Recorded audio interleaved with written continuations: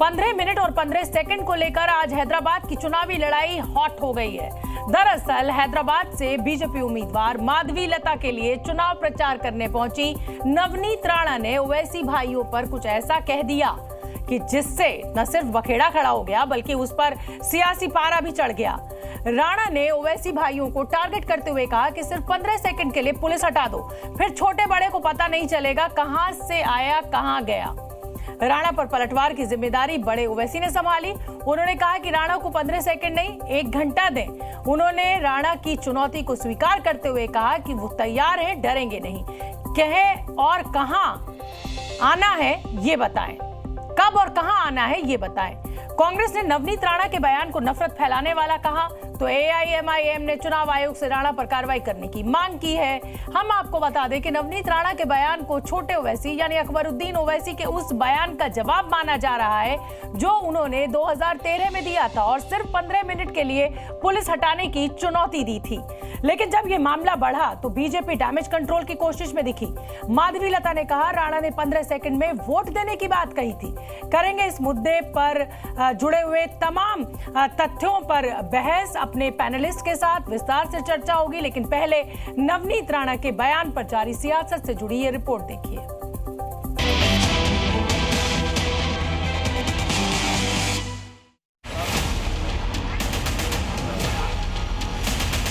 पंद्रह मिनट के लिए पुलिस को हटा लो, बता देंगे किसमें हिम्मत है, कौन ताकत है।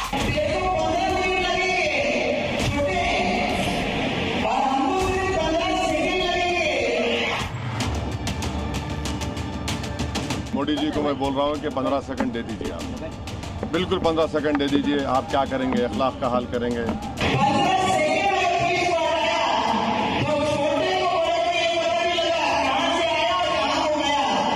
दे दीजिए 15 सेकंड। 15 सेकंड ने बोल के 1 घंटा ले लीजिए ना। कौन डर रहा है, कौन डर रहा है? हम तो तैयार हैं।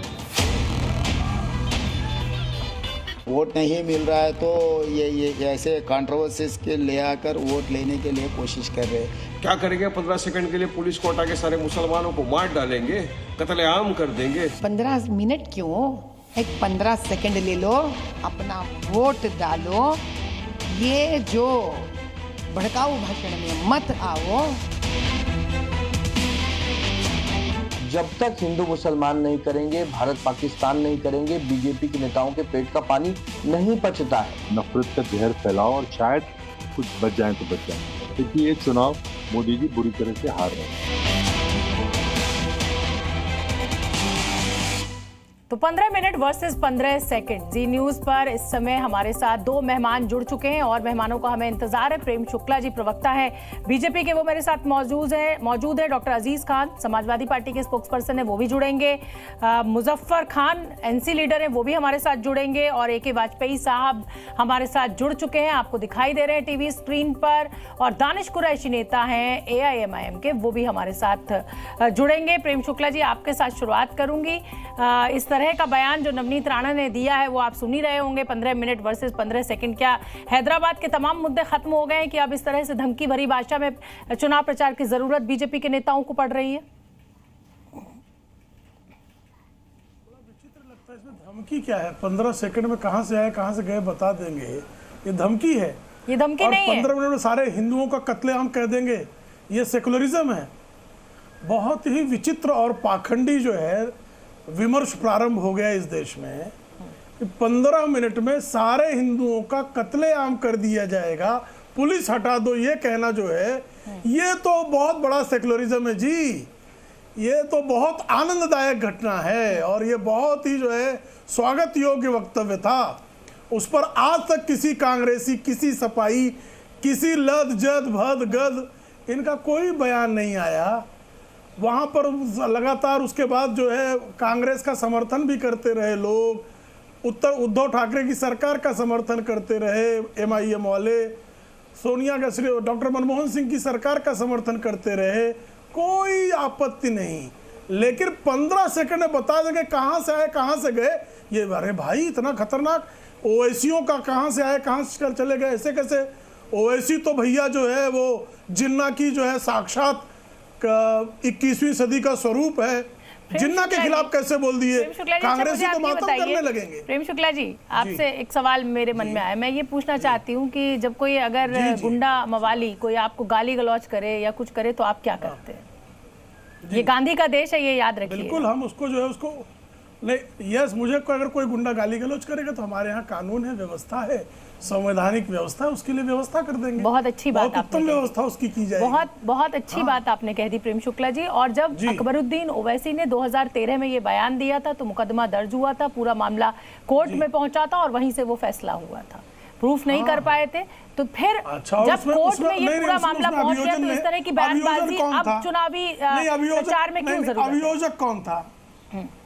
अकबरुद्दीन ओवैसी। जी, वो अभियोजक कौन था? अकबरुद्दीन ओवैसी। अभियोजक कौन था? अभियुक्त नहीं पूछ रहा हूँ मैं, अभियुक्त नहीं, मैं अभियोजक पूछ रहा हूँ। मैं हिंदी में अभियोजक शब्द पूछ रहा हूँ। अभियोजक कौन था? जिस सरकार में असदुद्दीन ओवैसी की पार्टी शामिल थी, वह सरकार अभियोजन कर रही थी और ऐसे अपराधी को उन्होंने रिहा करवा दिया। और उसके लिए आप प्रशंसा करने के लिए आपको उन्होंने अवसर प्रदान किया, इसलिए आप निश्चित प्रशंसा कीजिए। और यहाँ तो किसी प्रकार की उस धमकी का कोई धमकी का जवाब ही नहीं है। 15 सेकंड में बता देंगे कहां से आए कहां गए, कहां से आए कहां गए। 15 सेकंड में बता देने में कौन सी हिंसा है भाई? मेरे समझ से तो बाहर है। असदुद्दीन ओवैसी और ओवैसी परिवार कहां से आया कहां गया, ये बता देना 15 सेकंड में अपराध हो गया है। चलिए, मैं वाजपेयी साहब आपका रुख कर लेती हूँ। दानिश कुरैशी भी मेरे साथ जुड़ गए हैं AIMIM के, और क्योंकि अब मैंने वाजपेयी साहब हंसने भी लगे हैं। वाजपेयी साहब, अब क्या करा जाए? ये सड़क मोहल्लों की जो भाषा है और इसी भाषा पे अब चुनाव प्रचार आगे बढ़ेगा क्या? हमारी आने वाली युवा पीढ़ी को हमें ये बता देना चाहिए कि साहब अगर कोई हमें एक गाली देगा तो हम उसे 4 गाली देंगे, जवाब तो हम जरूर देंगे, चाहे वो 12-13 साल बाद 11 साल बाद ही क्यों ना दें, लेकिन देंगे जरूर। चाहे उनके साथ हो, चाहे इनके साथ हो, या किसी और के साथ। सवाल एक गंभीर खड़ा हुआ है। 43% आबादी बढ़ गई है एक समाज की, और एक समाज की 8%। वाजपेयी साहब, आपके ऑडियो में दिक्कत आ रही है। मैं टेक्निकल टीम हमारी मैं बोल रही हूँ उनको, वो ठीक करवाएंगे। आपका ऑडियो मुझ तक नहीं पहुंच रहा है, तो मैं इस बीच दानिश कुरैशी का रुख कर लेती हूँ। दानिश कुरैशी साहब, प्रेम शुक्ला जी कह रहे हैं कि साहब जैसी भाषा आपने बोली है, और ये तो कानून से को मानने वाले लोग हैं, लेकिन अब नवनीत राणा ने हैदराबाद में जो कुछ कहा है, क्या वो अकबरुद्दीन ओवैसी के उसी बयान का जवाब माना जाए जो जैसी भाषा अकबरुद्दीन ओवैसी ने इस्तेमाल की थी? कि माना जाए, कहा जाए, सुना जाए वाली कोई बात ही नहीं है। शोभना जी, उन्होंने साफ तौर पर नामजोग कहा और यहाँ तक करके टैग करने की कोशिश भी की। बैरिस्टर असदुद्दीन ओवैसी साहब ने बहुत माकूल जवाब दिया और उनको ये कहा कि भाई सरकार आपकी है, सत्ता आपकी है, आप जो चाहे वो कर रहे हैं। हमने देखा किस तरीके से अतीक में क्या हुआ और अफरोजुल में क्या हुआ। इन तमाम मामलों में हम देख रहे हैं आपके बस का तो कोई है ही नहीं। आप तो चाहे 15 मिनट भी, 15 सेकंड भी शायद बहुत ज्यादा बता रहे हैं। सत्ता आपकी, आप चाहे वो करिए। मुझे ये समझ में नहीं आता कि भारतीय जनता पार्टी के पास जिन चीजों का मुझे लगता है कानूनन निराकरण हो चुका है, उन चीजों पर बात करने के लिए आज नवनीत राणा जैसी महिला को आगे करके ये भाषा का उपयोग करना कहीं ना कहीं भारतीय जनता पार्टी की नाकामी है। और मुझे लगता है कि वो असदुद्दीन ओवैसी और अकबरुद्दीन ओवैसी फूल बरसाते हैं। 2013 में जो बयान दिया था अकबरुद्दीन ओवैसी ने, वो फूल बरसाए थे। अच्छा, तो सुनिए मेरी बात। बाबरी मस्जिद जिस तरह ढा दी गई भारतीय जनता पार्टी द्वारा, तो क्या आज इतने साल के बाद हम भी वही भाषा में बात करें? तो ऐसा तो नहीं है। जो चीजें घट गई हैं उनको दोहराया तो नहीं जाता ना शोभना। ठीक है, प्रेम शुक्ला जी जवाब दीजिए दानिश कुरैशी साहब का कि जो घटनाएं घट गई हैं, जो इतिहास में अगर उनको गलत माना जा रहा है तो फिर क्या उनको दोहराया जाएगा? क्या इस तरह की भाषा का जो जवाब है वो इसी भाषा में दिया जाएगा? देखिए, और मेहमान भी मेरे साथ जुड़ गए, उनका मैं रुख करूंगी। पहले हाँ, मुजफ्फर खान साहब भी जुड़ गए, आप पहले जवाब दे दीजिए प्रेम शुक्ला जी। शोभना जी, किस तरह से आपके चैनल पर नवनीत राणा जैसी महिला, एक दलित समुदाय की महिला को नवनीत राणा जैसी महिला, ऐसा अपमान, एक दलित महिला का अपमान। आपके चैनल पर श्रीमान दानिश कुरैशी की भाषा है कि भारतीय जनता पार्टी जो है वो नवनीत राणा जैसी महिला, यानी दलित समाज की महिला अगर संसद में चली आए तो ऐसी वैसी जैसी तैसी महिला हो गई। ऐसी भाषा का आप प्रयोग करेंगे? आपके महिला विरोधी भाई आप जो है हलाला छाप व्यक्ति हो सकते हैं, लेकिन आप हमारे समाज की, दलित समाज की एक माननीय सांसद के प्रति नवनीत राणा जैसी महिला शब्द का प्रयोग करेंगे, इसी से आपकी मनोविकृति जो है वो स्पष्ट हो जाती है। और आप ही के जो श्रीमान असदुद्दीन ओवैसी है वो बारंबार कह चुके हैं कि हम जिस दिन हमको मौका मिलेगा और राम मंदिर तोड़ के वहां बाबरी मस्जिद बनाएंगे। हालांकि उनकी अगली 150 औलादे भी, पीढ़ियां भी उतर जाएंगी ना, वो नहीं हो पाएगा। ये बोला है उन्होंने, पहले माफी मांगी आप, पहले नवनीत राणा से माफी मांगिए, पहले एक दलित महिला से माफी मांगिए, एक दलित समाज की महिला से माफी मांगिए, पहले आप दलित समाज की महिला से माफी मांगिए, पहले आप दलित समाज की महिला से माफी मांगिए, इस देश के सांसद से माफी मांगिए। प्रेम शुक्ला जी, बाबरी मस्जिद को लेकर उन्होंने कहा कि अगर इतिहास में कुछ हुआ है तो क्या हम आज वो करें? हाँ नहीं, असदुद्दीन ओवैसी ने कहा है कि हमारा जब मौका आएगा वहाँ बाबरी कायम करेंगे और बाबरी कभी नहीं भूलेंगे, बाबरी कभी नहीं भूलेंगे, ये कहा है। ये असदुद्दीन ओवैसी ने कहा है, आपने ये कहा कि असदुद्दीन ओवैसी ने कहा है। चलिए ठीक है, मुजफ्फर खान, मैं पहले वाजपेयी साहब का रुख कर लेती हूँ। वाजपेयी साहब, राम मंदिर तोड़कर ही बनाई गई थी, वाजपेयी साहब, ठीक है, मैं आऊंगी आपके पास। फारूक इनकलाबी साहब भी मेरे साथ जुड़ गए हैं। हाँ, फारूक इनकलाबी साहब भी नेता पीडीपी के हैं, वो भी जुड़ गए हैं। मुजफ्फर खान साहब भी मेरे साथ जुड़ गए हैं, नेशनल कॉन्फ्रेंस के नेता। मैं एक बार पहले वाजपेयी जी आपका रुख करूंगी। वाजपेयी जी, क्या माना जाए, क्या आप राजनीतिक दलों के नेताओं के पास मुद्दे खत्म हो गए, जनता की समस्याएं खत्म हो गई हैं, जो इस तरह की सड़क छाप भाषा पर उतरना पड़ रहा है, किसी ने सड़क छाप भाषा का इस्तेमाल किया, उसका जवाब हम भी उसी सड़क छाप अंदाज में देने के लिए मजबूर हो गए? इसीलिए इस देश में कानून काम कर रहा है, आज भी कर रहा है, कल भी कर रहा था, तो हमेशा करता रहेगा, संविधान के हिसाब से है। अगर किसी ने कोई हेट स्पीच की है तो उसके खिलाफ कानूनी कार्रवाई की जाएगी। लेकिन अभी शुक्ला जी ने सही बताया कि उनका जो केस विड्रॉ किया गया था 2013 वाला, वो सरकार किसकी सरकार थी? उस सरकार में इनकी हिस्सेदारी थी कि नहीं थी? तो जवाब आएगा हाँ बिल्कुल था। तो ये भी सर्वथा गलत है। समाज में दुर्भावना फैलाना, समाज में इस तरह की धमकी भरे लहजे में बात करना, इसकी संविधान और कानून दोनों इजाजत। तो नवनीत राणा के खिलाफ एक्शन लिया जाना चाहिए। क्या नवनीत राणा के खिलाफ एक्शन लिया जाना चाहिए? देखेगा, ये देखिए आप नहीं, उन्होंने क्या बयान दिया है, क्या बयान नहीं दिया, वो पूरे बयान का संदर्भ देखा जाएगा। उसके खिलाफ से इलेक्शन कमीशन ऑफ इंडिया सक्षम है आज की डेट में, वो अपना कार्रवाई करना चाहेगी, उसको वीडियो को एग्जामिन करके तो कार्रवाई करेगी। उसमें सरकार का कोई लेना देना नहीं होता। जब चुनाव प्रक्रिया चलती है तो election commission of India is the controlling authority.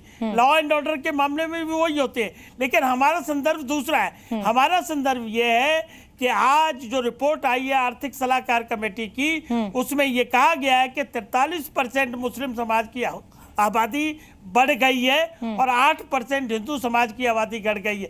उसी की टाइमिंग पर विपक्ष सवाल उठा रहा है। जहां सत्ता में आप बैठे हुए हैं, 10 साल से आप सत्ता में थे, क्यों नहीं जनसंख्या कानून बिल लेके आए आप? अरे सुनिए ना, ये टाइमिंग से क्या मतलब है? ये तो फैक्ट निकल के आया, जब रिपोर्ट निकल के आई तभी वो सामने आएगी ना। अभी अगर ये रिपोर्ट निकल के आ रही है कि 65 सालों में आबादी 43% बढ़ गई है, इसको आपको समझना होगा दूसरे देशों की हालत देख के। जहां जहां ये कम्युनिटी ज्यादा होती है उन देशों में डेमोक्रेसी काम नहीं कर पाती है। प्लीज, वो खतरा हमारे सर पे मंडराने लगा है। ये एक गंभीर समस्या है। चिंता उसमें बीजेपी और उसके सहयोगी दलों को की है, बाकी किसी को ये चिंता नहीं है। बिल्कुल ठीक है, हमारी ठीक है, उनको नहीं होगी, उनको नहीं होगी। क्यों नहीं होगी? क्योंकि वो तुष्टीकरण की बात करते हैं। ठीक है, फारूक इनकलाबी साहब का मैं रुख करूंगी, नेता है पीडीपी के। फारूक इनकलाबी साहब, जिस तरीके से असदुद्दीन ओवैसी, अकबरुद्दीन ओवैसी की भाषा होती है, उसी का जवाब अब नवनीत राणा ने दिया है। आप इस सब को लेकर क्या कहना चाहते हैं? क्या है आपका पक्ष? देखिए, भारतीय जनता पार्टी के पास कुछ भी नहीं है लोगों को बताने के लिए इलेक्शन में, तो वो कोई ना कोई ऐसी बात जरूर करेंगे जिससे वो मेजॉरिटी कम्युनिटी को खुश करने की कोशिश कर रहे हैं। लेकिन मैं बीजेपी के सभी लीडर्स को ये कहना चाहता हूं कि अभी तो आपके पास सिर्फ 10 साल हुए हैं, आपके पास हुकूमत आए हुए। अगर आपके पास 100 साल से भी ज्यादा हुकूमत हो हिंदुस्तान की, तो भी आप मुसलमानों का कुछ बिगाड़ नहीं सकते हैं। असदुद्दीन ओवैसी तो हमारे मुसलमानों के लीडर हैं, हिंदुस्तान के मुसलमानों के नहीं। तो इनकलाबी साहब, कोई भी नेता एक बयान दे देता है और मुसलमानों का बिगड़ जाता है काम, मुसलमानों का काम बिगड़ जाता है। अगर कोई भी नेता अपनी राजनीति के चलते बयान दे देते हैं तो क्या इस देश का मुसलमान इतना इनसिक्योर हो जाता है कि फौरन रिएक्ट करने लगता है और इस तरह की बातें करने लगता है? मैं आपके चैनल के जरिए से हिंदुस्तान के तमाम मुसलमानों को कहना चाहता हूं कि आपको डरने की जरूरत नहीं है। ये भारतीय जनता पार्टी के जो चंद लोग, फारूक साहब, कुछ बिगाड़ फारूक साहब, कौन डरा रहा है आपको? भारतीय जनता पार्टी के लोग मुसलमानों को डरा रहे हैं। 370 हटाकर कश्मीर में विकास करने की कोशिश की जा रही है, तो क्या कश्मीरियों को डराया जा रहा है? फारूक इनकलाबी साहब, जवाब दीजिए मेरी बात का। अनुच्छेद 370 हटाकर अगर सरकार विकास की बात कश्मीर में कर रही है, G20 की बैठक होती है, उसकी बैठक जो है वो कश्मीर में रखी जाती है, तो क्या ये मुसलमानों को डराने की कोशिश की जा रही है? 370 हटने के बाद जम्मू कश्मीर के जो हालात हैं वो सारी दुनिया के सामने हैं। ना तो यहाँ पे विकास है, ना यहाँ पे अमन कायम हुआ है। जो भारतीय जनता पार्टी ने कहा था पोस्ट एब्रोगेशन 370 कि यहाँ पे अमन होगा। आपकी आवाज चली गई है मुजफ्फर खान साहब का। हाँ, मैं आऊंगी इनकलाबी साहब। फारूक साहब आऊंगी आपके पास। मुजफ्फर खान साहब का मैं रुख करूंगी, नेशनल कॉन्फ्रेंस के नेता। मुजफ्फर खान साहब, जो फारूक इनकलाबी को लग रहा है, क्या वही आपको लग रहा है? क्या इस देश में मुसलमानों को डराने की कोशिश हो रही है? क्या मुसलमानों को नहीं डरना चाहिए? क्या इसी सोच पर आपकी पार्टी भी आगे बढ़ रही है, आप भी आगे बढ़ रहे हैं? देखें, फारूक इनकलाबी साहब का अपना नजरिया है। मैं इस पे एक ही बात कहूंगा कि इलेक्शन के दौरान कोई भी पार्टी हो, चाहे वो रूलिंग पार्टी है या कोई दूसरी जो पार्टियां हैं, ये कोई मुद्दा नहीं है कि पॉपुलेशन किसकी बड़ी, और ये डाटा जो निकाला है वो डाटा भी दुरुस्त नहीं है। जो डाटा हमने देखा है उसमें तो मुसलमानों की पॉपुलेशन गिरी है, लेकिन मैं उस बहस में नहीं पढ़ूंगा गिरी या बड़ी। तो ये इलेक्शन में आपको 10 साल के बाद क्यों याद आया? दूसरी बात, जो ये मंदिर, मस्जिद, हिंदू मुस्लिम, इस पर तो इलेक्शन नहीं होना चाहिए। इलेक्शन लड़ने के लिए जो मेन मुद्दे हैं कि क्या हम एम्प्लॉयमेंट दे पाए हैं कि नहीं दे पाए हैं, क्या हम गरीबी हटा पाए हैं, महंगाई को कंट्रोल कर पाए हैं, पर कैपिटा बढ़ा है कि नहीं बढ़ा है, जो 20 करोड़ नौकरियों का वादा हमने किया था क्या वो पूरा हुआ कि नहीं हुआ, इस पर इलेक्शन होना चाहिए। लेकिन ये तो आप भी मानेंगे ना फारूक साहब, ओवैसी साहब, मुजफ्फर साहब, सुने ये तो मैं आपकी बात सुन रही हूं। कोई मुसलमानों के लीडर नहीं, वो एक पार्टी के लीडर हैं। ये तो आप भी मानेंगे ना कि कितने भी संसाधन क्यों ना हो, कितने भी संसाधन क्यों ना हो, कितना भी विकास क्यों ना कर दिया जाए, अगर जनसंख्या असीमित हो जाएगी तो सब संसाधन कम पड़ जाएंगे, सारा विकास छोटा हो जाएगा। आप कितनी भी ट्रेन चला दीजिए, अगर जनसंख्या ज्यादा है तो क्या ये चिंता आपकी नहीं है? शोभना जी, बिल्कुल ये पूरे मुल्क की चिंता है, लेकिन ये इलेक्शन का मुद्दा नहीं होना चाहिए और एक पर्टिकुलर कम्युनिटी को टारगेट करके। ये आप अगर देखेंगे तो सेक्शन 1 ऑफ द मॉडल जो कोड ऑफ कंडक्ट है उसकी वायलेशन है कि आप एक पर्टिकुलर जाति को, पर्टिकुलर कम्युनिटी को, कोई भी हो, चाहे वो अवैसी साहब हो, चाहे वो कोई दूसरा हो, अगर वो किसी पर्टिकुलर कम्युनिटी को निशाना बनाकर इलेक्शन में वोट मांगते हैं तो वो model code of conduct section 1 की वायलेशन है। और इसमें कोई दो राय नहीं, वो किसी भी पार्टी का हो, किसी भी कम्युनिटी का। ओवैसी साहब मुसलमानों के लीडर नहीं, एक पॉलिटिकल पार्टी के लीडर हैं। उनको आप ये कहें कि जो ओवैसी साहब कह गए हैं वो सब मुसलमानों पर लागू है या सब मुसलमान वो कहते हैं, तो वो भी सरासर गलत है, वो सरासर बिल्कुल मिस इंटरप्रिटेशन। बिल्कुल बड़ी बात आपने कह दी दानिश कुरैशी। बिल्कुल ठीक है, दानिश कुरैशी, आपने सुन लिया एक मुसलमान नेता को नेशनल कॉन्फ्रेंस के। दानिश कुरैशी से हमारा संपर्क टूट गया है। और प्रेम शुक्ला जी, आप जवाब दे दीजिए। नौकरियों की बात की जा रही है, जनसंख्या एक समस्या है, ये देश का मुसलमान भी मानता है, लेकिन अगर चुनाव के समय में इस तरह की रिपोर्ट आती है तो क्या ये मॉडल कोड ऑफ कंडक्ट का उल्लंघन है?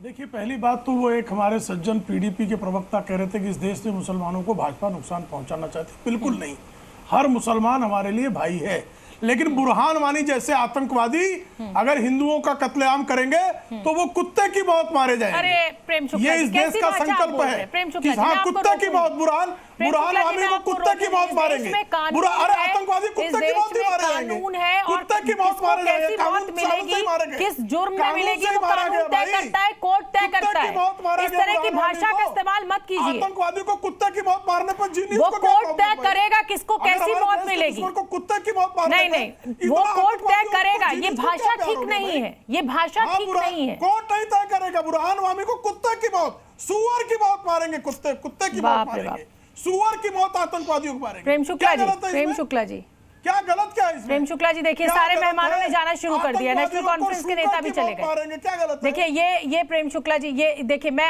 आपने ही अभी बड़ी शालीनता के साथ, विनम्रता के साथ मुझे बताया। नहीं, मैं बहुत अत्यंत विनम्रता से जी न्यूज के इस पाखंड का विरोध करता हूँ। कौन से पाखंड, किस पाखंड का विरोध कर रहे हैं? क्या पाखंड कर रहा है जी न्यूज? कुत्ते की बहुत नहीं, ये भाषा खराब है, ये भाषा खराब है। क्या गलत भाषा है? ये भाषा खराब है। ये जो भी मुहावरा है, ये मौत ही मारा जाएगा। आतंकवादी को कुत्ते की मौत ही मारा जाएगा, आतंकवादी को कुत्ते की मौत ही मारा जाएगा। क्या गलत भाषा है? ठीक है, आतंकवादी को क्या उसको बिरयानी खिलाई जाए? चलिए ठीक है, दानिश कुरैशी साहब होगा, दानिश कुरैशी साहब का मैं रुक कर लेती हूँ। दानिश कुरैशी साहब, अभी मेरे समझ में नहीं आ रहा है। मैंने सुन लिया आपकी बात, मैंने मान लिया आपकी बात, मैंने मान लिया आपकी। नहीं, आपने आपत्ति की। हाँ, तो आपत्ति का आपने जवाब दे दिया, मैं शांत हो गई ना, कोई बात नहीं, आगे बढ़ेंगे। प्रेम शुक्ला जी, इस बहस को हमें आगे लेके जाना है। दानिश कुरैशी साहब, अभी नेशनल कॉन्फ्रेंस के प्रवक्ता जुड़े, उन्होंने कहा कि साहब और भी देश में बहुत सारे अहम मुद्दे हैं। उधर पीडीपी के नेता ने कहा कि इस देश के मुसलमान को डराने की कोशिश हो रही है। क्या एआईएमआईएम के प्रवक्ता दानिश कुरैशी को ऐसा लग रहा है कि इस देश में मुसलमान को डराने की कोशिश हो रही है? क्या कश्मीर में अगर अनुच्छेद 370 हटाकर विकास की बात की जाती है तो क्या ये कश्मीरी मुसलमान को डराने की कोशिश हो रही है? बिल्कुल डराने की कोशिश हो रही है। कैसे हो रही है? सुनिए शोभना जी, सुनिए। कश्मीरी मुसलमानों की और कश्मीरी पंडित हिंदुओं की बात करने वाले गुजरात में ये बता दें कि दानिश कुरैशी क्या घर खरीद सकता है? शोभना यादव से अगर दानिश कुरैशी घर खरीदना चाहता है तो कानूनन गुजरात में घर नहीं खरीद सकता। चलिए यह बताइए, 370 से ज्यादा सख्त पाबंदी नहीं है तो क्या है गुजरात में? ऐसे कितने कानून है, मैं आपको दिखा दूं आपको। तो सवाल यही है कि जब भारतीय जनता पार्टी सत्ता में है वो इस तरह के, अभी देखिए, अभी तो इतनी शालीनता से मुझे ये बता रहे थे कि महिला के साथ किस तरह से व्यवहार किया जाता है, और फिर वो खुद भूल गए कि शोभना यादव भी तो एक महिला हैं। अगर जी से हैं वो तो उनका मान सम्मान तो बनाए रखना चाहिए। नहीं, उन्होंने मेरा कोई अपमान नहीं किया। दानिश कुरैशी, प्रेम शुक्ला जी मेरे बड़े पुराने संबंध हैं, उन्होंने मेरा कोई अपमान नहीं किया। ये बहस चल रही है, मैंने उनकी भाषा पे आपत्ति जताई, उन्होंने अपनी बात कही, मेरा कोई अपमान नहीं किया उन्होंने। नहीं, मैं आपको फिर बता रही हूँ दानिश कुरैशी साहब, मैं अपनी लड़ाई लड़ने में बहुत अच्छी तरह सक्षम हूँ। बिल्कुल सक्षम है। तो फिर मैं अपनी लड़ाई बतौर महिला इस देश में किसी भी पुरुष से लड़ने में पूरी तरह से सक्षम हूँ, मेरी चिंता मत कीजिए। लेकिन आप मुझे बस ये बताइए कि मातृशक्ति का प्रतिनिधित्व करके मेरे लिए सब आदरणीय है, इसलिए अब इनको याद आया है कि किसको 15 सेकंड में क्या जवाब देना है। इनके पास कुछ नहीं बचा, इसीलिए ये प्रधानमंत्री से लेकर नवनीत राणा तक तमाम लोग जो हैं हिंदू मुसलमान पे उतर आए हैं। वाजपेयी जी, आपने दानिश कुरैशी को सुन लिया, जवाब दीजिए, आपके पास मुद्दे नहीं है। नहीं, हमारे पास तो 10 सालों में जितने इस सरकार ने काम किए हैं, और इस सरकार ने जो काम किए हैं उतना ही फायदा मुस्लिम को पहुंचाया है जितना हिंदू को गया है, या ईसाई को गया है, या पारसी को गया है। सारे सरकार जब काम करती है तो उसके लिए सब बराबर होते हैं संविधान के हिसाब से। और इस सरकार का तो स्लोगन है सबका साथ, सबका विकास और सबका प्रयास। ये उसी का नतीजा है कि जम्मू कश्मीर में आज शांति स्थापित हुई है। आपने सही एग्जांपल दिया, G20 का समिट वहां कराते हैं तो इनको उस पर ऐतराज है क्या? देखिए, ये लोग तो कहा करते थे कि 370 हटाएंगे तो खून की नदियां बहेंगी। ये महबूबा मुफ्ती का बयान रिकॉर्ड पे है बाकायदा। तो डराते ये लोग हैं, हम लोग नहीं डराते। हम तो देश को तीसरी अर्थव्यवस्था विश्व में बनाने के लिए संकल्पित हैं और उस संकल्प पे काम कर रहे हैं। और 4 जून को जब रिजल्ट आएगा तो आगे की कमान जो उसको एग्जीक्यूशन करने की, मोदी साहब उस पे काम करेंगे। लेकिन जनसंख्या नियंत्रण कानून बहुत जरूरी है ऐसे हालात में, क्योंकि क्योंकि इतिहास गवाह है और वर्तमान भी साक्षी है कि जहां जहां ये कम्युनिटी राज करती है, मेजोरिटी में होती है, वहां डेमोक्रेसी काम नहीं करती है। ये बैठे दानिश कुरैशी साहब क्या बताएंगे? महिला और पुरुष का सम्मान बराबर है इनके कुरान के। जब हम एक इस तरह से किसी कम्युनिटी को टारगेट करते हैं या किसी कम्युनिटी के ऊपर उंगली उठाते हैं तो बहुत लोग आहत होते हैं, क्योंकि सब आप भी जानते हैं हाथ की सारी उंगलियां बराबर नहीं होती हैं। जरूरी नहीं है कि जो दूसरे देशों में हुआ वो हमारे देश का मुसलमान भी करेगा। ये वो मुसलमान है जिसने आजादी के वक्त हिंदुस्तान को चुना था। हम उस योगदान को नहीं नकार रहे हैं, लेकिन जो प्रवृत्ति है उस प्रवृत्ति को आपको ध्यान में रखना पड़ेगा। सर्वधर्म समभाव सनातन की प्रवृत्ति है, क्या इनकी प्रवृत्ति है?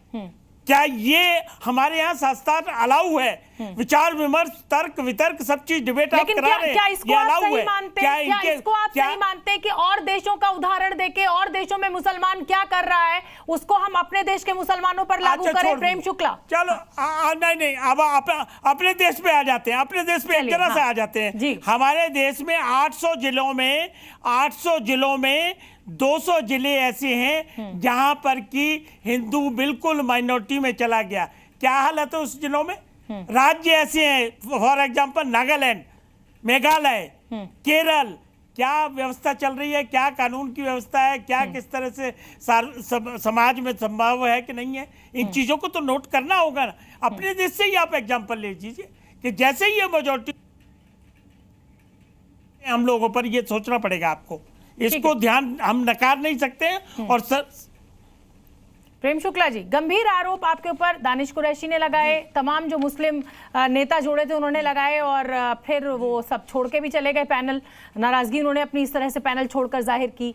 क्या दुनिया के दूसरे मुसलमानों का उदाहरण देकर, पाकिस्तान की बात कर क्या हम अपने देश की एक इतनी बड़ी आबादी को अपने से अलग कर सकते हैं? क्या ये जो गंगा जमुनी तहजीब है, ये जो ताना बाना है हमारे समाज का, क्या आपको नहीं लग रहा है इस तरह की राजनीति से ये बिगड़ेगा, माहौल खराब होगा?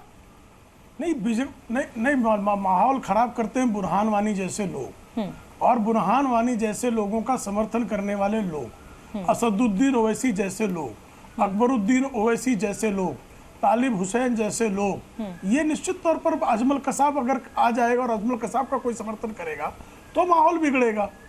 तो निश्चित तौर पर ऐसे लोग माहौल बिगाड़ते। लेकिन कौन कर रहा है? अजमल कसाब का सपोर्ट कौन कर रहा है? आप बताइए, किस राजनीतिक दल ने, किस नेता ने, किस पब्लिक के आदमी ने किया?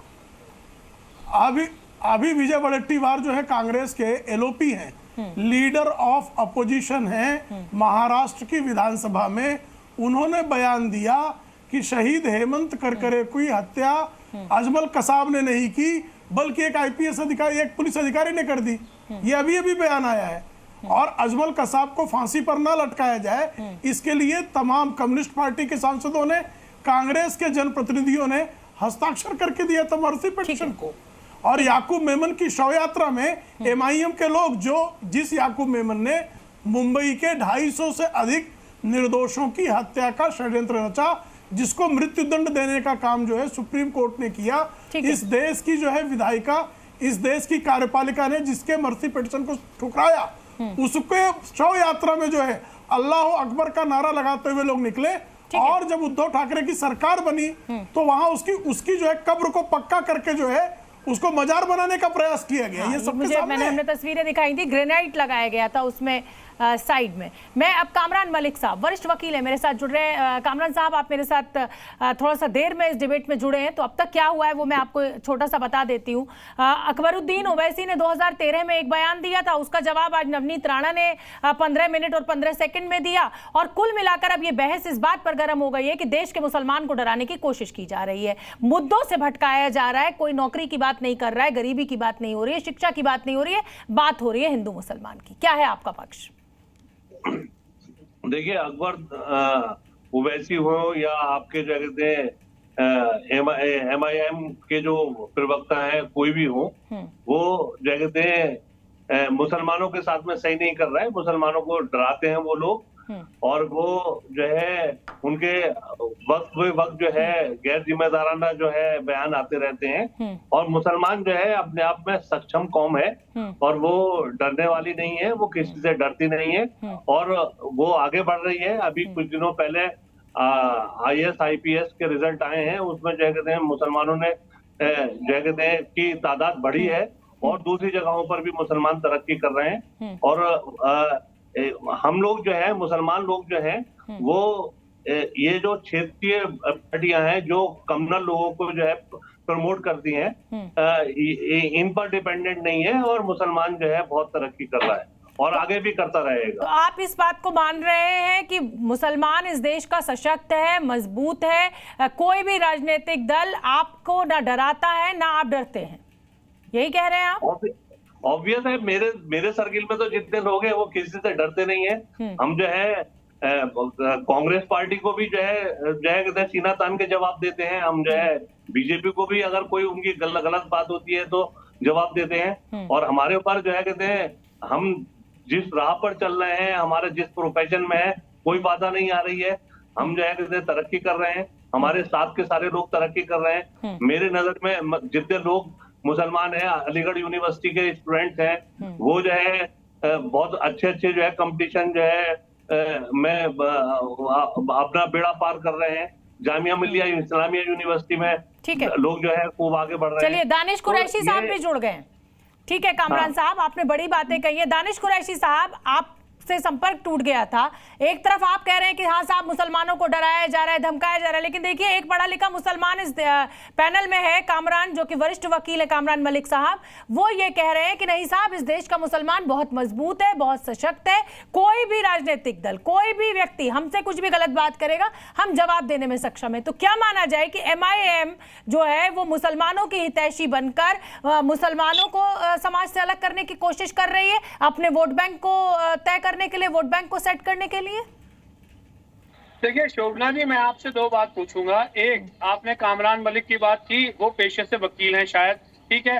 दूसरी तरफ मैं आपको बता रहा हूँ कि आपको बैरिस्टर असदुद्दीन ओवैसी साहब, अगर क्वालिफिकेशन की बात भी की जाए तो मुझे लगता है कि हजरत जो मौजूद हैं शायद उनसे ज्यादा बेहतरीन क्वालिफिकेशन है। और बैरिस्टर असदुद्दीन ओवैसी साहब गलत कंपैरिजन कर रहे हैं, गलत कंपैरिजन कर रहे हैं। मैं प्रैक्टिसिंग एडवोकेट हूँ, मैं प्रैक्टिसिंग एडवोकेट हूँ। और ओवैसी साहब जो है सिर्फ जो है उन्होंने लॉ की डिग्री हासिल की है इंग्लैंड से, और वो मुझसे ज्यादा कानून नहीं जानते। अकबर ओवैसी जो है वो मुझसे ज्यादा कानून नहीं जानते। आप गलत बात कर रहे हैं, गलत जुमलेबाजी कर रहे हैं कि वो मुझसे ज्यादा जो है कहते काबिल है। मैं अपनी काबिलियत को जो है उनसे ऊंचा नहीं कहता, मगर मैं मेरी बात, आपने गलत जुमला इस्तेमाल किया ना। अकबर ओवैसी जो है मुझसे ज्यादा जो है काबिल कैसे हो गए? आपने किस तरह से कह दिया? कौन से जो है दानिश कुरैशी से फिर संपर्क हमारा टूट गया है। प्रेम शुक्ला जी, आपने सुना कामरान साहब को, और मुझे लगता है कि आपको भी अच्छा लगा होगा कि ऐसा नहीं है कि जो एक नैरेटिव खड़ा करने की कोशिश चंद मुट्ठी भर लोगों के द्वारा की जा रही है कि साहब ये डरे हुए हैं या हमें डराने की कोशिश की जा रही है, उस पर जवाब कामरान साहब ने लिया है। लेकिन दानिश कुरैशी का अपना पक्ष है, क्या कहेंगे आप? निश्चित तौर पर देखिए, मैं कामरान मलिक जी जो कह रहे हैं मैं उससे 100% सहमत हूँ। इस देश में सारे नागरिकों को समान अधिकार है। जितना अधिकार हिंदुओं को है उतना ही अधिकार मुसलमानों को है। ठीक है। जो दायित्व मुसलमानों का है वही दायित्व हिंदुओं का भी है। ना मुसलमानों को डरने की आवश्यकता है, ना हिंदुओं को डरने की आवश्यकता है। हिंदुओं को भी उतने ही अवसर मिलने चाहिए, मुसलमानों को भी उतने ही अवसर मिलने चाहिए। हिंदू मुसलमान के बीच में खाई पैदा करके जो लोग राजनीति की रोटियां सेकते हैं उनको बाहर आने की आवश्यकता है। यही कामरान मलिक भी कह रहे हैं, यही हम लोग भी कहते आए हैं। नवनीत राणा के इस बयान को क्या ये माना जाए कि ये गलत है? क्या प्रेम शुक्ला मानते हैं कि ये गलत बयान है? ये इस तरीके से क्या ये बांटने की कोशिश नहीं है? कुछ कहा ही नहीं है उन्होंने मुसलमानों के खिलाफ क्या कहा है मुझे बताइए। उन्होंने जो असदुद्दीन ओवैसी के भाई अकबरुद्दीन ओवैसी 15 मिनट में सारे मैं सुनवाने की कोशिश करती हूँ उन्होंने क्या एग्जैक्टली कहा है, वो मैं बाइट कोशिश करती हूँ कि मैं एक बार प्ले करवा दूं ताकि आप उसको सुन लें। मैंने सुना है, फिर हाँ जी सुना दीजिए, मैंने वैसे सुना है, फिर सुनवा दीजिए आप। ठीक है, एक बार सुनवा देते हैं। आप सुनवा देना चाहेंगे? जी। अगर युवकों ने सोच लिया वो छोटा बड़ा छोटा होता है कि पुलिस को 15 मिनट हटा दो तो हम भी नहीं करने की क्या कर सकते हैं। छोटे को मेरा कहना है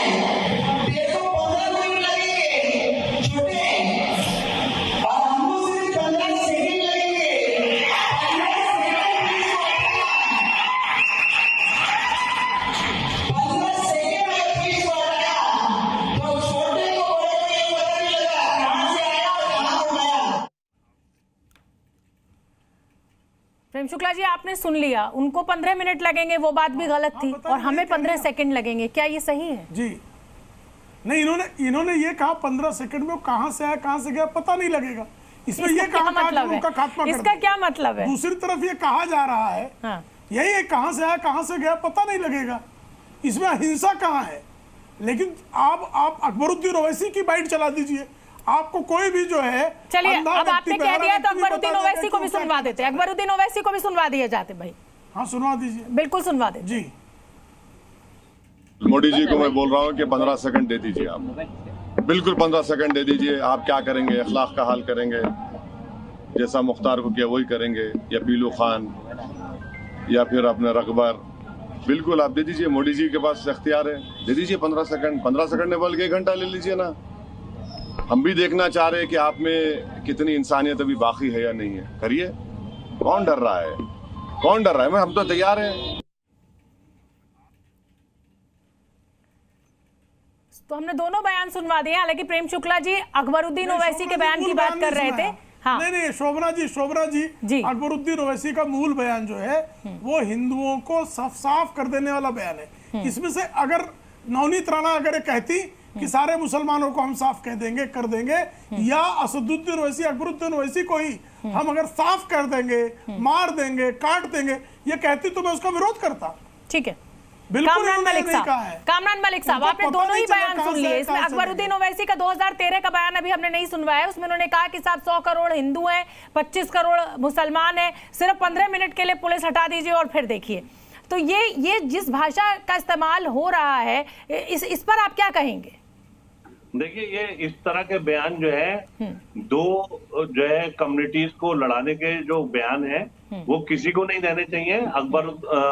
अकबरुद्दीन ओवैसी ने ये बयान दिया था, मुझे याद है अच्छी तरह से, उनके ऊपर कानूनी कार्रवाई भी हुई थी, और इस तरह के लोगों के ऊपर जो है सख्त से सख्त कानूनी कार्रवाई होनी चाहिए। मगर मैं जो है कुछ और थोड़ा सा बढ़ के कहूंगा यहाँ पर कि ये कुछ पार्टियां हैं, जो पार्टियां जो है मुसलमानों को डराती हैं, मुसलमानों को, जो मुझे तो जो है बीजेपी अच्छी लगती है, कम से कम मुसलमानों को टिकट तो नहीं दे रही, मगर ये लोग तो जो है कहते हैं इनकम्पिटेंट लोगों को टिकट देते हैं। मेरी समझ में आ गया, मेरी समझ में आ गया, मेरी समझ में आ गया, मेरी समझ में आ गया, और पूरे देश की समझ में आ गया। कम से कम इनकम्पिटेंट पूरे देश की समझ में आ गया, पूरे देश की समझ में आ गया, पार्टी के लोगों को पूरे देश की समझ में आ गया। ये आपके ओवैसी नहीं, आप पूरे देश की समझ में आ गए, आपकी सोच जो है वो बिल्कुल साफ। अरे दानिश कुरैशी, सुन तो लीजिए उनकी बात। कामरान मलिक साहब की बात तो सुन लीजिए, फिर मैं आऊंगी आपके पास दानिश साहब। लेकिन कामरान साहब, आप क्या कह रहे हैं कि बीजेपी अच्छा करती है, मुसलमानों को टिकट नहीं देती, समाजवादी पार्टी, और क्या बोला? दानिश कुरैशी सुन लेने दीजिए, सुन लेने दीजिए। बीजेपी मुसलमानों को टिकट नहीं दे रही तो उससे तो ये अच्छा है कि ना दे टिकट, मगर ये समाजवादी पार्टी जो टिकट देती है मुसलमानों को टिकट देती है, और अकबर जो मतलब शर्म महसूस करिए, थोड़ी शर्म महसूस करिए, टॉक करते हैं, कम्युनल टॉक करते हैं, कॉम्पिटेंट नहीं होते। कामरान साहब, आप क्या चाहते हैं कि समाजवादी पार्टी, कांग्रेस, कोई भी राजनीतिक दल इस देश के मुसलमानों को टिकट ना दे तो वो अच्छा होगा? नहीं, देखिए, टिकट तो जाएगा दे, मुसलमानों को आगे बढ़ के सारी पार्टियों से लेना चाहिए। आजकल अभी आप ही कह रहे हैं कि सब बीजेपी अच्छा करती है, तो देखिए, बीजेपी करती है, ये क्यों करती है मुझे नहीं मालूम, बट मेरी राय यह है कि अगर इस कंट्री को इफेक्टिव डेमोक्रेटिक कंट्री बनाना है तो मुसलमान सबको टिकट दे। ठीक है, तो बीजेपी की उम्मीदवार नवनीत राणा जुड़ गई हैं, जो हैदराबाद पहुंची थी और कुछ ऐसा कह दिया कि सियासी घमासान मच गया। नवनीत राणा जी, बहुत बहुत धन्यवाद, आपने जी न्यूज़ के लिए वक्त निकाला। मेरा सवाल आपसे यही है कि क्या अब राजनीति में, चुनाव प्रचार में लोकल मुद्दे खत्म हो गए हैं, जो हमें 13 साल पुराने बयान का जवाब देने की जरूरत महसूस हो गई उस मंच से? 11 साल पुराने। मैं आपको शोभना जी इतना ही बताऊंगी, 11 साल पुराने। देखिए, जब जो मंशा 11 साल पुराना, इनकी हिम्मत इतनी मजबूत है ओवैसी जी की, छोटे की और बड़े की, कि ये खुलेआम जिस देश में रह रहे हैं उस देश के लोगों को खुलेआम धमकी दी जा रही है। अगर आप मंच से इतनी बड़ी धमकी दे रहे हैं तो हैदराबाद को इनको पाकिस्तान बनाना है, और ये चीज इस देश में रहने वाला व्यक्ति कोई बर्दाश्त नहीं करेगा। जिस तरीके से इन्होंने हैदराबाद में पिछले कई वर्षों से दबाव की राजनीति की है, पीढ़ियों ने पीढ़ी इन्होंने जिस तरीके से राजकारण वहां पे किया है, उसका उत्तर, उनके ही प्रश्नों का उत्तर दिया है मैंने। मैडम, हमें हिंदुस्तान से प्रेम है, हम हिंदुस्तान में रहते हैं, इस माटी को माथे पे लगाकर हम अपनी शुरुआत करते हैं। इन्हें कह दीजिए, ओबीसी जी को कह दीजिए, ओबीसी के छोटे और बड़े को दोनों को कह दीजिए कि इन्होंने अपने शब्दों में कह देना चाहिए भारत माता की जय। 5 वर्षों में पार्लियामेंट में जब भी भारत माता की जय के नारे लगते हैं, जी अपनी बात पूरी कीजिए, तो इन्होंने कभी अपना मुंह नहीं खोला, तो कभी अपनी शब्दों से भारत माता की जय बोलते हुए मैंने 5 सालों में नहीं देखा है। इन्होंने 15 मिनट मांगे थे, मैं मेरे स्टेटमेंट के साथ आज भी उसी तरीके से डटी हूं कि इन्होंने 15 मिनट मांगे थे, और जिस देश में हम रहते हैं और इस देश को हम प्यार करने वाले लोग हैं, तो इनको 15 मिनट लगते होंगे, हमें सिर्फ 15 सेकंड लगते हैं। इसमें कोई गलत बात नहीं है, कोई गलत बात नहीं है, ठीक है। ये गांधी का देश है और गांधी ने कहा कि कोई एक तमाचा मारे तो दूसरा गाल आगे कर दीजिए, और यहाँ आप 11 साल पुराने बयान का जिक्र जो है वो हैदराबाद की राजनीति में कर रही है। क्या प्रधानमंत्री नरेंद्र मोदी के 10 साल किए हुए काम जो है वो कम पड़ गए जो आपको यहाँ तक आना पड़ा? क्या वो काम नहीं गिना के चुनाव प्रचार किया जा सकता था? असदुद्दीन ओवैसी, अकबरुद्दीन ओवैसी की भाषा में उनको जवाब देकर ही क्या बीजेपी जीत दर्ज करेगी? मैं आपको इतना जरूर बता सकती हूँ, पाकिस्तान को शांत करने के लिए मोदी जी ने ही किया है। कांग्रेस और एमआईएम तो पिछले कई वर्षों से पाकिस्तान के इशारों पे देश को नचा रही थी। आज पिछले 10 वर्षों में अगर पाकिस्तान शांत है, पाकिस्तान का हल्ला हमारे देश में नहीं है, तो उसका एक ही कारण है, हमारे मोदी जी। मोदी जी के कार्य को अगर मैं गिनने लग जाऊं तो मुझे लगता है पूरा महीना खत्म हो जाएगा, और मोदी जी के विकास कामों की गिनती खत्म नहीं होगी। जिस तरीके से ये राजकारण हैदराबाद में कर रहे हैं, पूरे देश में हेट्रेड फैलाने की कोशिश पिछले कई वर्षों से कर रहे हैं। पार्लियामेंट में 3 तलाक की बात होती है, तो इनके बयान जब आते हैं, 33% आरक्षण जब महिलाओं को देने की बात आती है, तो ओबीसी एक ऐसे मेंबर है, मेंबर ऑफ पार्लियामेंट, जो इसका विरोध करते हैं। ये मोदी जी ने जो आरक्षण देने का काम किया महिलाओं को, उसका भी विरोध किया, 3 तलाक का भी विरोध किया, 370 का भी विरोध किया, राम भगवान के मंदिर के लिए भी ओबीसी ने खुलेआम विरोध किया। उन्होंने कहा बाबरी थी, बाबरी है और बाबरी रहेगी, राम मंदिर था, राम मंदिर है और राम मंदिर रहेगा। इसी नारे के साथ ये देश कितने सालों से काम कर रहा है, और जिस देश में आप रहते हैं उस देश के पार्लियामेंट में रहते हैं, उस पार्लियामेंट के हर प्रोसीजर को आपने हमेशा नकारा है। भारत माता की जय आपको बोलनी नहीं है, आप क्या विकास करेंगे? आप सिर्फ हेट्रेड स्पीच के लिए हर जगह जाते हैं, और अपने समाज के लोगों को एकजुट रखने के लिए और पाकिस्तान का प्रेम लोगों में दिखाने के लिए कांग्रेस और एमआईएम दोनों भाई भाई हैं।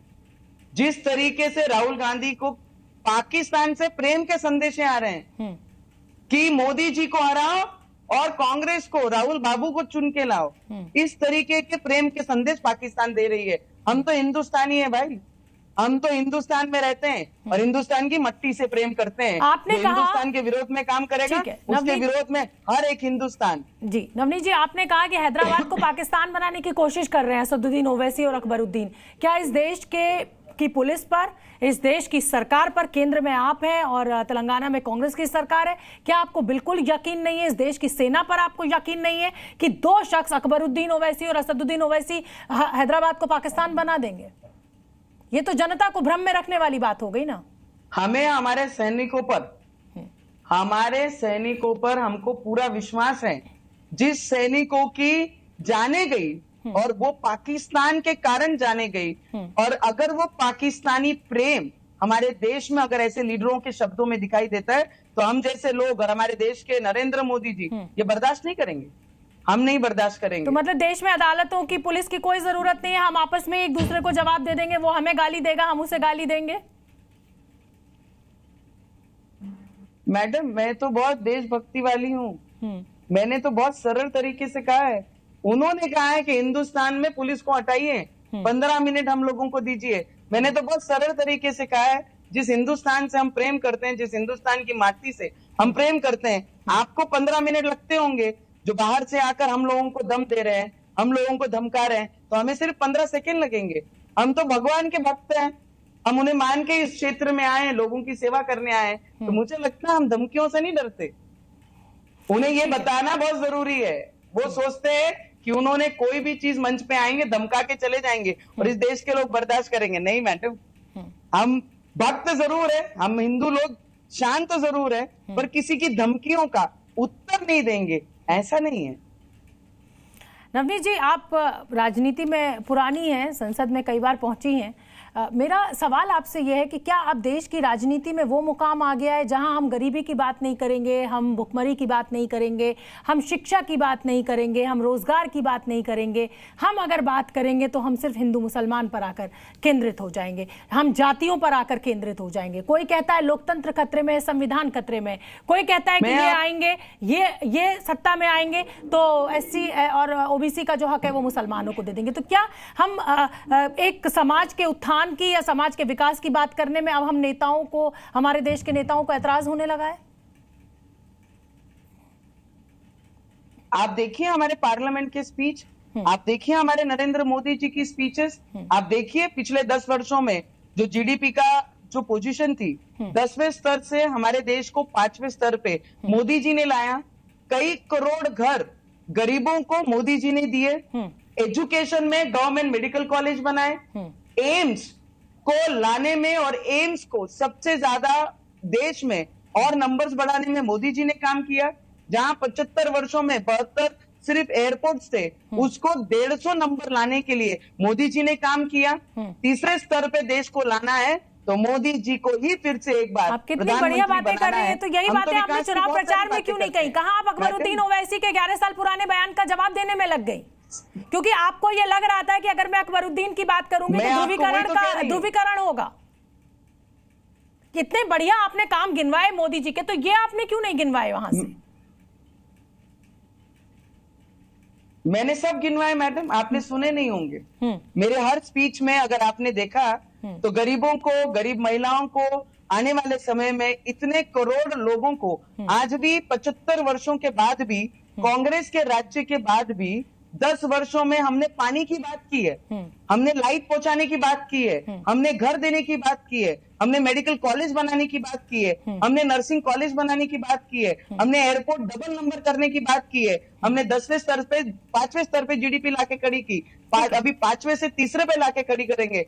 75 वर्ष कांग्रेस ने सरकार चलाई, पर ये सब चीजें 75 वर्षों के बाद भी अगर मोदी जी को काम करना पड़ रहा है तो ये एक सोचने वाली बात है इस देश में कि कांग्रेस ने 75 वर्षों में किसका विकास किया, खुद के मतलब परिवार का किया या देश का किया? देश का 75 वर्षों में नुकसान किया। हाँ, नवनीत जी, कभी आप हनुमान चालीसा पढ़ने बैठ जाती हैं, कभी आप मतलब इस तरह का बयान दे देती हैं, तो क्या माना जाए कि ये राजनीति का एक न्यू नॉर्मल है कि हमें सत्ता पानी है, सत्ता में रहना है, तो खबरों में रहना है, तो कुछ ऐसी बात कीजिए कि खबरों में बने रहें? शायद आप मोदी जी के इतने काम गिनाती तो शायद आज आप मेरे साथ इंटरव्यू में नहीं होती, लेकिन अब आपने ऐसा बयान दे दिया तो मुझे भी आपसे बात करनी पड़ी। ये न्यू नॉर्मल है? देखिए, मैं आपको इतना जरूर बता सकती हूँ, न्यू नॉर्मल नहीं है। ये न्यू नॉर्मल कभी था ही नहीं। जब पाकिस्तान के इशारों पे देश नाच रहा था, जब कांग्रेस की सरकार में, तब आपने ये प्रश्न क्यों नहीं किया?